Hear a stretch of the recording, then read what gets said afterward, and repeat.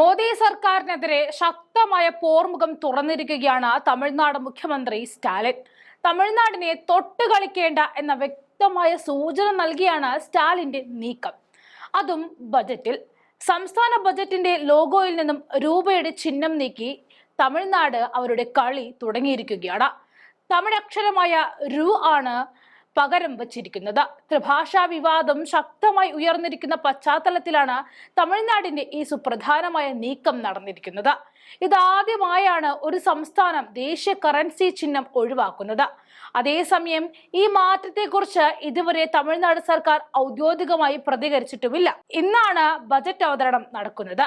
X പ്ലാറ്റ്ഫോമിലൂടെ പുറത്തുവിട്ട ബജറ്റിനെ കുറിച്ചുള്ള ടീസറിലായിരുന്നു logo മാറിയിരിക്കുന്നത്. തമിഴ്നാടിന്റെ സമഗ്ര വികസനവും സമൂഹത്തിന്റെ എല്ലാ വിഭാഗത്തിന്റെയും വികസനവും ഉറപ്പാക്കുകയാണ് ഇതിലൂടെ ലക്ഷ്യമാക്കുന്നത് എന്നാണ് ഇതിനൊപ്പം സ്റ്റാലിൻ കുറിച്ചിരിക്കുന്നത്. ദ്രവിഡിയൻ മോഡൽ, TN ബജറ്റ് 2025 തുടങ്ങിയ ഹാഷ്ടാഗുകളും ഉൾപ്പെടുത്തിയിട്ടുണ്ട്. ഇതിനു മുൻപുണ്ടായിരുന്ന 2 ബജറ്റുകളിലും രൂപയുടെ ചിഹ്നമാണ് വച്ചിരുന്നത്. തമിഴ്നാട് ഇന്ത്യയിൽ നിന്നും ഭിന്നമായി എന്നാണ് ഇത് കാണിക്കുന്നത് എന്നും BJP വക്താവിനെ ഉദ്ധരിച്ചുകൊണ്ട് ദേശീയ മാധ്യമം റിപ്പോർട്ടും ചെയ്തു. ഇന്ത്യയുടെ ചിഹ്നമായാണ് രൂപയുടെ ചിഹ്നത്തെ എല്ലാവരും കാണുന്നതെന്നും BJP നേതാവായ നാരായൺ തിരുപ്പതി പറഞ്ഞിരുന്നു.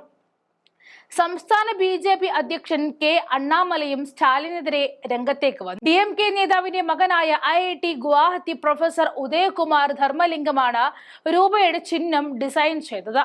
അത് ഭാരതം സ്വീകരിക്കുകയായിരുന്നു.